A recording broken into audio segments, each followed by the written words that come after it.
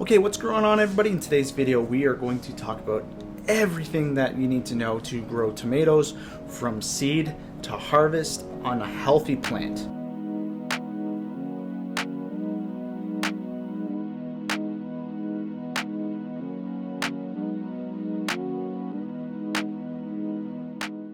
Now I'm going to make a part 2 to this video, so make sure you stay tuned to that, and that is going to be dealing with troubleshooting, whether it's diseases or pests or just poor growth. So I will be covering that in a different video because there's a lot involved in that, and I don't want this to be too long. I want it to be quick and snappy and good for beginners. So tomatoes are definitely a fan favorite when it comes to planting out in a vegetable garden. It's often one of the first plants that somebody likes to plant. So like I said, the intention of this video is to make sure that even a beginner can grow this thing successfully from start to finish.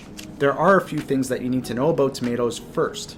Generally, tomatoes will grow best in zones 3 to 9 when you're growing in a summer season. That's like, June through August. But if you're in a hotter zone, like a zone 10, you're going to want to plant this as a winter crop, meaning you're going to sow these things in the fall, and then you're going to be harvesting in the winter months. So you're going to be harvesting in like December and January. But I'm going to focus on my purposes, which is a zone 5B. So I will be planting these as a summer-loving, warm weather crop. One thing that you're going to want to know before starting your seeds for tomato plants is whether they are indeterminate or determinate varieties. Now, these are the only two that there are. And this matters because it'll change how you prune and care for that plant. This is also a factor that determines how much fruit you're going to get and when you're going to get it. Get it? Determine.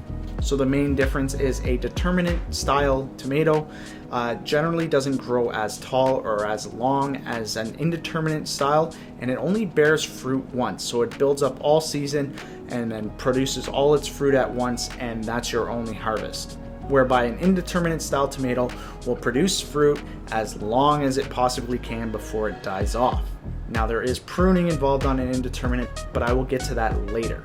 Also note that you will not be able to tell whether it's an indeterminate or a determinate tomato once it's growing if you don't already know that when you're planting your seeds, other than the fact that it'll only produce fruit once and not again if it's a determinate variety, and also not grow as big. And underneath the indeterminate and determinate levels, we have early, mid, and late season producers. And these are all based on the date to maturity. So a date to maturity will basically say how long it takes a tomato from seed to the point where it's going to produce some fruit. Under the early category, we have days to maturity of about 50 to 65 days. Moving on to the mid-season, it's about 65 to 75, 80 days. And then late season is anything that is 80 days plus. So essentially it'll take 80 days from when you plant that seed in perfect conditions to provide you with fruit. Now, there are thousands, there's like 10,000 varieties of tomatoes out there, whether they're hybrids or heirlooms. So you should be able to find a variety for you. Now, just a quick note on that. Heirlooms are the ones that have been passed on from generation to generation and are the best tomatoes that you can get. So you can get heirloom varieties that are beefsteak, whether you want a slicer, or a Roma or a San Marzano, which are more of your cooking, saucing, and paste style tomatoes. And then you have the hybrid varieties, which are basically bred together to make a different style of tomato. There are varying colors, but it's important to note that you generally cannot save the seeds from a hybrid, as they will not produce the same fruit that they did when you planted it. Heirloom tomatoes, however, you can save the seeds off some of your biggest fruit and then plant them next year. So you can always leave one tomato to harvest the seeds from to give you an entire crop next year. So when it comes to seed starting your tomatoes, this is one of the most important things, is you want to take your last frost date in your zone. Now you can just Google this. Your last frost date, mine is generally May 2-4 weekend. From that last frost date, you want to move backwards 6 to 8 weeks to start your tomatoes. And that puts me somewhere, late February if I want to get an early start, all through March and into early April, but no later than that because I will miss the majority of the growing season. You'll start your seeds, they'll start to sprout in about 7 days, and you'll see the 2 starting leaves, which are the cotyledons, and then it'll start producing true leaves from there. An important thing about tomatoes is they are actually capable of growing roots everywhere along the stem. Let's say you put your seedlings in an area that doesn't really get as much light as it requires, and they start going leggy on you. And for those of you that don't know, here's a video of some leggy seedlings. As you can see, the stem is super long and they're tipping over and everything.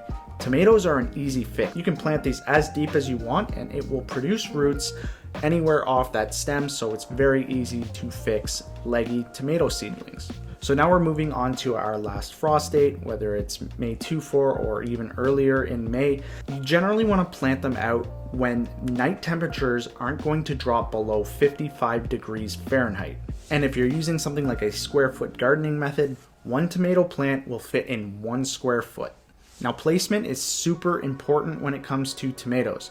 They love sunlight, they love light. They need about like 8 hours or more of sunlight per day. You can get away with a bit less, but it will struggle in the long run. So if you can get these plants in a spot where they get 8+ hours of sunlight, you're gonna be in a good situation.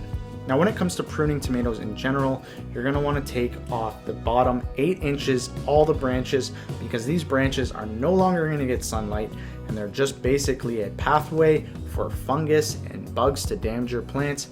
Like I said, I'm going through this in a different video, but as far as pruning both determinate and indeterminate varieties, take the first 8 inches from the ground up, take all of the foliage off so that you don't have quick access for any sort of pathogen to damage your plant. Now here's where determinate and indeterminate start to play a bigger role. As these plants get bigger, the determinate variety is generally going to stop growing at about 3 feet tall. It'll produce some suckers, but it's important to note you don't really need to prune the suckers off on a determinate tomato. I have a video, I will link it up here, on how to prune a indeterminate tomato and how to recognize a sucker. But for those of you that don't want to watch that, a sucker is essentially a leaf, I'll show it here, that grows in between a leafing branch and the main stem. So on a determinate variety, we're not going to prune any of these suckers off because it's just going to provide us more foliage for the fruit to grow. And that's where you stop in the determinate varieties. And then essentially we're going to daily water these tomatoes to ensure that they have the proper amount of water. They are very thirsty plants and they love the heat, so they're kind of that perfect storm. You're going to want to water deep and at the roots, not on the foliage, because that will promote disease, which I'll talk about in the next video. When it comes to indeterminate tomatoes, this is where the work comes in. You're going to want to prune these pretty heavily. You don't want them to grow suckers. You can let 1 or 2 suckers go to allow it to branch off, but generally you can take that main stem, as it is almost a vine, and grow that all you want, only leaving the flowering and the fruit-bearing branches as well as some of the leaf branches, but like I said, removing every sucker that you see. You're pretty much going to have to check these things every other day. The determinate variety of tomatoes often need less support than the indeterminate because they don't grow as big, so you can get away with a tomato cage. But when it comes to supporting an indeterminate tomato, I highly suggest you either stake it with a long stick or you build some sort of trellis to hold up that tomato. The cages didn't cut it for me last year, although you can do a little bit of a hack to give yourself a bit more height by putting one tomato cage upside down on top of another one and fastening them together to just give that plant a little bit more vertical space to grow. And just like the determinate variety, when it comes to watering an indeterminate variety, they love lots of water, but again, not on the foliage, mostly at the root base, water it deeply. And that's pretty much it. If you follow these tips, you should have some tomatoes by the time July rolls around and into August if you have indeterminate varieties, and even into the fall months of like September and October if you're lucky with weather with an indeterminate variety. I hope you found this video useful. I'm going to try and do this with a lot of different plants, but like I said, I will be making another video based on all the problems that you can run into, whether they're fungal or bacteria driven. Any problem that you'll find on a tomato, I'm hoping to cover in this next video so that you'll know how to troubleshoot it or how to handle it if you end up seeing these issues. Make sure to hit that subscribe button to see more videos like this. Share it if it was helpful, help somebody else out. Follow me on TikTok because I post tips pretty much every day. And as always, you can find the most recent video in the top left a related video in the bottom left, and the subscribe button on the right hand side. I will see you in the next video.